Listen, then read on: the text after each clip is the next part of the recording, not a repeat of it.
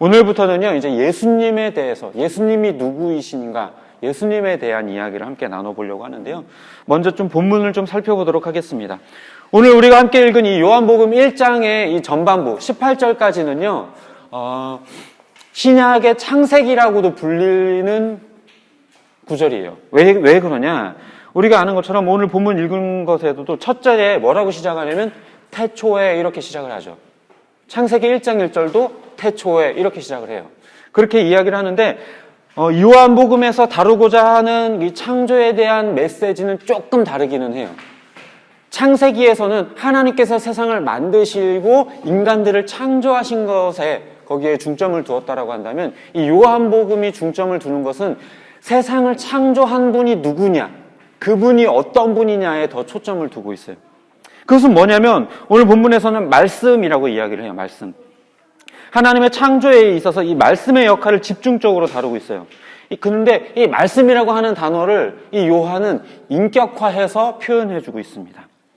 그러면서 그분이 하나님이라고 이야기를 해요. 하나님인데 하나님의 말씀이 말씀이 하나님과 함께 있었는데 그 말씀이 곧 하나님이다. 그리고 세상은 이 말씀으로 말미암아 만들어졌다. 이렇게 이야기를 하고 있죠. 그래서 3절에서도 보면요. 이 말씀이 없이는 창조된 피조물이 없다. 오로지 이 말씀을 통해서만 세상이 만들어졌다. 이렇게 이야기를 해요. 여기에 나오는 이 말씀이라는 단어의 원어는요. 여러분들도 아마 한 번씩은 들어보셨을 거예요. 로고스라고 하는 단어예요. 로고스. 이 말씀이라는 단어가. 이 로고스라고 하는 단어의 뜻은요. 원리, 원칙, 또는 어떤 기준, 진리 이런 의미를 가지고 있거든요. 그런데 요한은 이 단어를 통해서 인격을 가진 말씀이라고 하는 개념을 설명하려고 했어요. 그래서 이 진리의 말씀이신 예수 그리스도가 없이는 이 세상 가운데 만들어진 것이 없다. 다시 말해 우리가 알고 있는 그 예수님이 신약 시대를 시작하면서 예수님이 등장하신 게 아니라 태초부터 하나님과 함께 계셨고 그분이 그 말씀을 통해서 이 세상을 창조하셨다라고 이야기를 하는 거예요. 그러면서 이 4절에 뭐라고 이야기를 하냐면요. 그 말씀 안에는 생명이 있다. 이렇게 얘기를 해요. 그래서 이 생명이 있는 말씀이기 때문에 이 말씀으로 인해서 창조된 모든 피조물들 안에는 생명이 깃들 수 있다라는 거죠. 다시 말해서 이 생명의 기원이 어디로부터 출발하느냐? 바로 예수 그리스도로부터 출발한다라는 거예요. 창조의 그 생명의 근원이 예수님께 있다. 이걸 이 요한은 설명하고 있는 겁니다. 그런데 이 생명은요, 말씀, 곧 예수님이신데 이 생명은 창조의 역할을 할 뿐만 아니라요, 사람들에게 구원의 빛의 역할을 또 합니다. 그래서 그 빛이 세상 가운데 나타났는데요. 그 빛이 누구냐? 침례 요한이 아니라 바로 예수 그리스도다. 그래서 이 침례 요한은 자기 뒤에 오실 예수님에 대해서 전파했는데 이 빛은 예수님이다라는 것을 전파했다라는 거예요. 그런데 사람들이 자기의 그 어두움 때문에 이 빛을 깨닫지 못했고 이해하지 못했고 받아들이지 못했다. 이렇게 이야기를 하고 있습니다. 그 빛이 누구냐? 바로 예수 그리스도라는 거죠. 다시 말해서 이 예수님이 태초 전부터 이미 하나님과 함께 계셨던 분이고 세상을 창조하신 분이고 또 이 세상 가운데 인간으로 오셔서 사람들에게 구원의 빛이 되어주신 분이다라는 걸 오늘 본문에서 이야기를 하고 있어요. 그러면서 이 예수님에 대해서 하나님과의 관계에 대해서는 어떻게 이야기를 하냐면요. 14절과 18절에서 뭐라고 이야기를 하냐면 하나님의 아들이다라고 이야기를 하고 있습니다. 오늘 본문에서요. 사실 다룰 이야기는 상당히 많이 있어요. 삼위일체에 대한 이야기도 다룰 수 있을 것이고요. 구원에 대한 이야기도 다룰 수 있을 것이고 여러 가지 이야기들이 많이 있지만 다른 것들은 다 일단은 차치하고 우리가 함께 나눌 주제는 바로 예수님이 하나님의 아들이다라고 하는 부분이기 때문에 다른 설명들은 지나가도록 하겠습니다. 오늘 본문에서요. 예수님은 하나님과의 그 관계에 있어서 하나님의 아들이다라고 이야기를 하고 있죠. 하나님의 아들. 하나님과 예수님의 관계가 아버지와 아들의 관계에 있다. 이렇게 이야기를 하고 있어요. 오늘 본문뿐만 아니라요.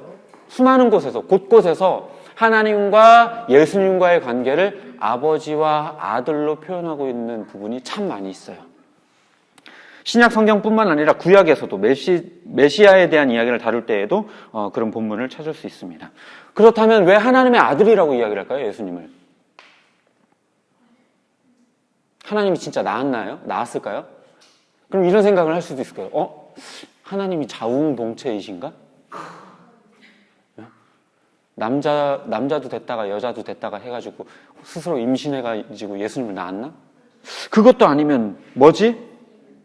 어떻게 여성의 자궁 없이 아들을 낳을 수 있지? 옳다커니 엄마 하나님이 있네. 신들도 인간들처럼 번식하는구나. 자, 봐라. 성경에 봐라. 어머니 하나님도 있다. 성경에 얼마나 여성스러운 하나님이 많이 등장을 하는데 하나님의 여자가 없다라고 말을 하느냐. 그러면은 오로지 남자 하나님밖에 없냐. 그렇게 남성 우월적이냐. 기독교가 이런 식으로 주장을 하면서 그렇게 얘기를 해요. 바보 같은 얘기죠. 어떻게 보면 이게 그리스 로마 신화 이런 것들을 우리가 어려서부터 많이 접해왔기 때문이 아닐까라는 생각도 좀 들어요.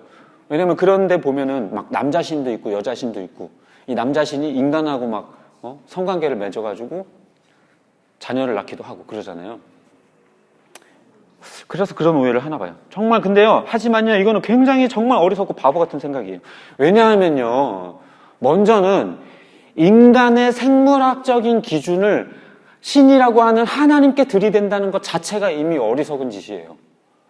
인간이 성을 가지고 있으니까, 인간이 남자와 여자가 있으니까 신도 여자와 남자가 있겠지라고 착각하고 그렇게 생각을 하는 거죠. 물론요, 성경을 보면요, 하나님께서 뭐라고 이야기를 하냐면요, 인간을 창조하실 때 하나님 곧 자기 형상대로 남자와 여자를 창조하셨다라고 이야기를 하고 있어요. 그러니까 자기 형상대로 남자와 여자? 그러니까 남성도 있고 여성도 있는 거야. 이렇게 주장을 하는 거죠. 그런데요, 여기서 말하고 있는 자기 형상대로 남자와 여자를 창조했다라는 것은요, 하나님이 남자 하나님과 여자 하나님이 있다라는 게 아니라고요. 오히려 하나님께서 가지신 성품 자체가 부성과 모성을 모두 가지고 계시다라는 거예요.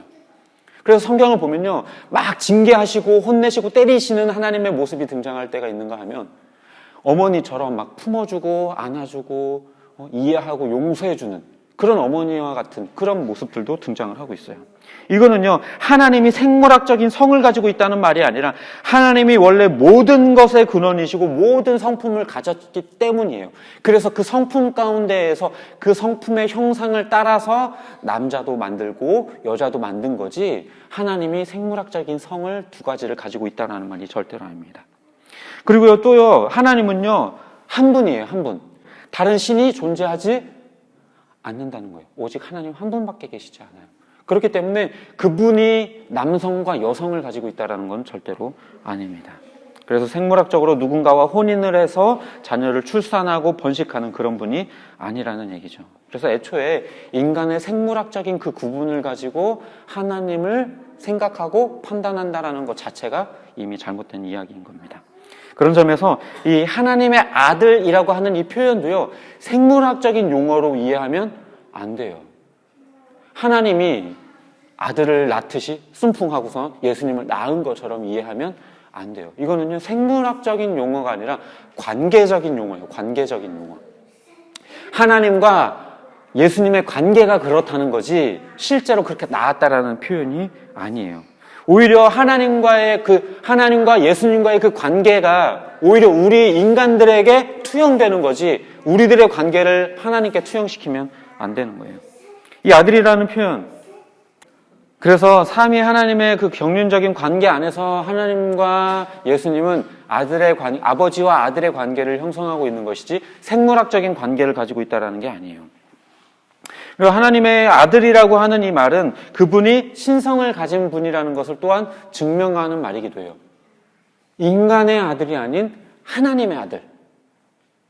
그렇다고 하나님이 어떤 생물학적인 관계나 어떤 다른 존재와의 관계 속에서 나온 게 아닌 오직 한 분이신 하나님에게서 하나님과 관계를 맺은 그 아들 예수. 그렇기 때문에 이분 또한 하나님이라는 것, 신적인 존재라는 걸 알 수 있게 하는 거죠. 우리가 잘 아는 것처럼 예수님은 남녀 사이의 성관계에서 태어나신 분이 아니죠.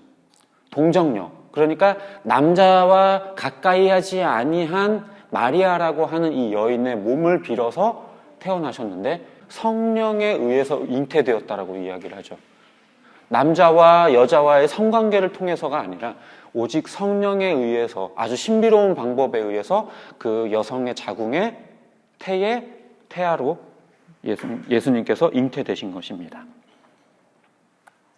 그래서 이 사건을 가리켜서 우리는 뭐라고 이야기를 하냐면 성육신이다라고 이야기를 하죠. 성육신.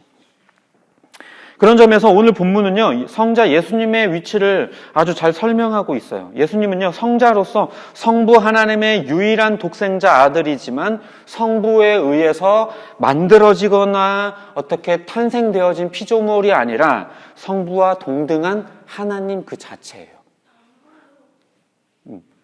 본문에도 분명하게 말하고 있지만 그 말씀이, 그러니까 예수님이 하나님과 함께 계셨지만 그분이 곧 하나님이다 라고 이야기를 하고 있죠. 하나님과 함께 계셨지만 그분도 하나님이다. 그런데 하나님은 한 분이시다. 이걸 삼위일체라고 이야기를 하고 있죠.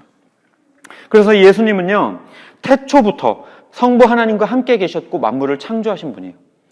독생자라고 하는 것은요, 예수님 외에 하나님과 아버지와 아들의 관계를 형성하고 있는 분이 없다라는 거예요. 유일하다라는 거예요. 예수님이 유일하다. 그래서 오직 예수님만이 성부 하나님과 아들의 관계로 계신 분입니다. 또 성자 예수님은 성부와 동등한 분이시고요. 만들어진 존재도 아니고 열등하거나 아래에 낮은 곳에 존재하는 분이 아니에요. 이렇게 종속적인 관계도 절대로 아니에요. 하나님이 제일 위에 있고 성부 하나님이 제일 위에 있고 예수님이 그 밑에 있는 그런 이렇게 종속적인 관계에 있는 분도 아닙니다. 동등한 분이에요. 하나님이나 예수님이나 성령님이나 동등한 위치에 있는 분이에요. 동일한 위격에 있는 분들입니다. 오늘 본문 18절에서는요, 사람들이 하나님을 본 적이 없지만 독생하신 하나님이 나타냈다라고 이야기를 하죠. 여기에 독생하신 하나님이라는 표현이 뭐냐면요, 예수님을 가리키는데 독생하신 예수님이라고 표현하지 않고 독생하신 하나님이라고 이야기를 하고 있죠. 다시 말해서 이 예수님 또한 하나님이다라는 얘기를 우리에게 들려주고 있는 겁니다. 이 독생하신 하나님, 그것이 예수님이라는 거죠. 하지만 그럼에도 불구하고요, 이 성자 예수님은 친히 스스로 낮아지기로 결정하신 분이에요.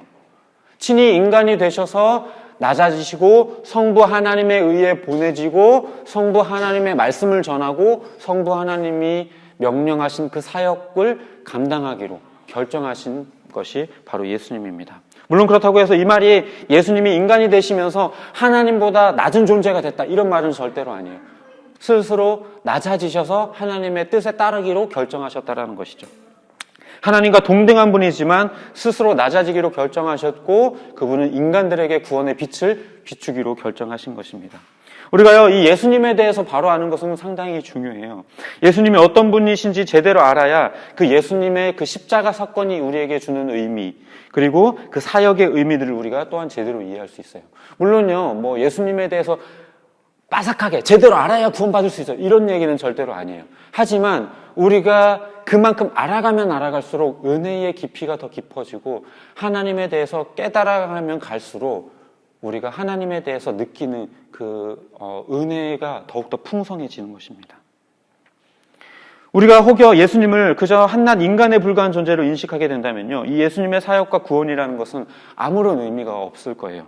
그리고 기독교의 주장들은요, 다 쓰레기통에 버려야 돼요. 왜? 그냥 한 인간이 그냥 미친 소리 하다가 죽은 거니까. 예수님이라고 하는 분이 내가 하나님의 아들이야, 내가 십자가를 죽으면서 너네들의 죄를 용서할게 라고 미친 소리 하다가 죽은 거에 불과할 거예요. 한낱 인간에 불과했다면.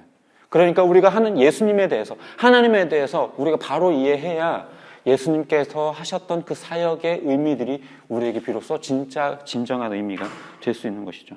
믿음이라고 하는 것은요, 그냥 덮어놓고 아멘, 생각해보지도 않고 고민해보지도 않고 의심해보지도 않고 아멘, 목사님이 얘기하는 건 다 맞겠지 아멘, 이러는 게 그게 믿음이 아니에요. 오히려 철저히 더 의심하고 질문하고 살펴보는 것에서부터 시작해요. 왜 이렇게 이야기를 하지? 왜 이렇지? 이거는 왜 저렇게 이해해야만 하지? 성경은 왜 저렇게 말하지? 라는 것을 자꾸 의문을 가지고 질문하고 또 따져야 거기에서 믿음이 성장해요. 그렇지 않고 그냥 덮어놓고 아멘만 하면 죽을 때까지 믿음 성장하지 않아요. 성경도요, 분명히 말하고 있죠. 하나님을 알자. 힘써 알자. 우리가 하나님을 힘써 알자. 바울도요, 뭐라고 이야기를 하냐면요, 하나님의 그 경륜과 사랑에 대해서 그 깊이와 너비와 넓이와 길이에 대해서 너희가 제발 깨달았으면 좋겠다. 제발 알아갔으면 좋겠다. 그리고 바울 스스로도 뭐라고 이야기를 하냐면요, 내가 앞으로는 이 세상 학문과 지식 모든 것들을 다 버려버리겠다. 오로지 예수 그리스도를 아는 그 지식, 그것이 고상한 것을 내가 깨달았기 때문에 오로지 예수 그리스도와 십자가만 내가 알기로 내가 결정했다. 이렇게 이야기를 하죠. 믿음의 깊이는요, 말씀을 모르고 하나님에 대해서, 예수님에 대해서 모르고서는 절대로 깊어질 수 없어요. 다윗처럼 날마다 하나님의 말씀을 묵상하고요, 바울처럼 또 하나님을 알아가는 데 힘쓰는 저와 여러분이 되시기를 주님의 이름으로 축복합니다.